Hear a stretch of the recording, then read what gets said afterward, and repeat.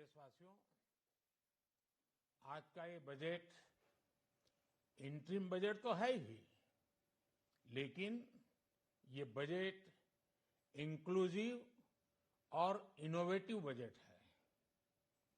इस बजट में कंटिन्यूटी का कॉन्फिडेंस है।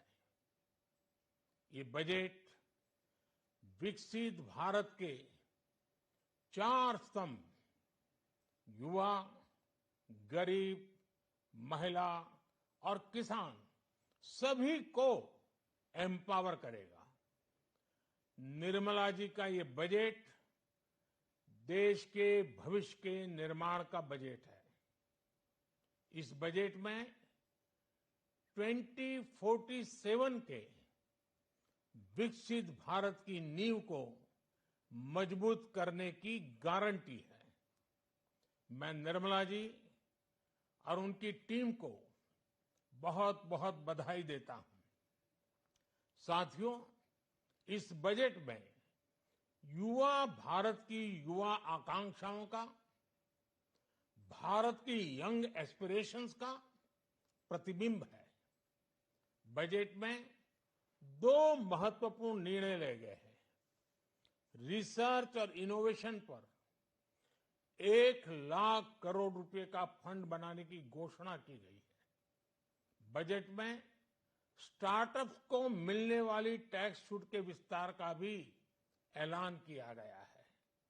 साथियों, इस बजट में फिस्कल डेफिसिट को नियंत्रण में रखते हुए कैपिटल एक्सपेंडिचर को 11,11,111 करोड़ रुपए की ऐतिहासिक ऊंचाई दी गई है।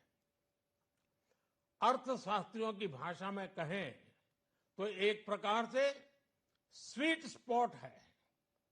इससे भारत में 21वीं सदी के आधुनिक इंफ्रास्ट्रक्चर के निर्माण के साथ ही युवाओं के लिए अनगिनत रोजगार के नए अवसर तैयार होंगे। बजट में वंदे भारत स्टैंडर्ड की 40,000 आधुनिक बोगियां बनाकर उन्हें सामान्य यात्री ट्रेनों में लगाने का ऐलान किया गया है। इससे देश के अलग अलग रेल रूट पर करोड़ों यात्रियों में आरामदायक यात्रा का अनुभव बढ़ेगा। साथियों, हम एक बड़ा लक्ष्य तय करते हैं, उसे प्राप्त करते हैं और फिर उससे भी बड़ा लक्ष्य अपने लिए तय करते हैं। गरीबों के लिए हमने गांवों और शहरों में 4 करोड़ से अधिक घर बनाए। अब हमने 2 करोड़ और नए घर बनाने का लक्ष्य रखा है। हमने 2 करोड़ महिलाओं को लखपति दीदी बनाने का लक्ष्य रखा था। अब इस लक्ष्य को बढ़ाकर 3 करोड़ लखपति दीदी बनाने का कर दिया गया है। आयुष्मान भारत योजना ने गरीबों की बहुत मदद की है। अब आंगनवाड़ी और आशा वर्कर, उन सबको इस योजना का लाभ मिलेगा। साथियों, इस बजट में गरीब और मध्यम वर्ग को एम्पावर करने, उनके लिए आय के नए अवसर बनाने पर भी बहुत जोर दिया गया है। रूफटॉप सोलर अभियान में 1 करोड़ परिवारों को सोलर रूफटॉप के माध्यम से मुफ्त बिजली प्राप्त होगी। इतना ही नहीं, सरकार को अतिरिक्त बिजली बेचकर लोगों को 15 से 20 हजार प्रति वर्ष की आय भी होगी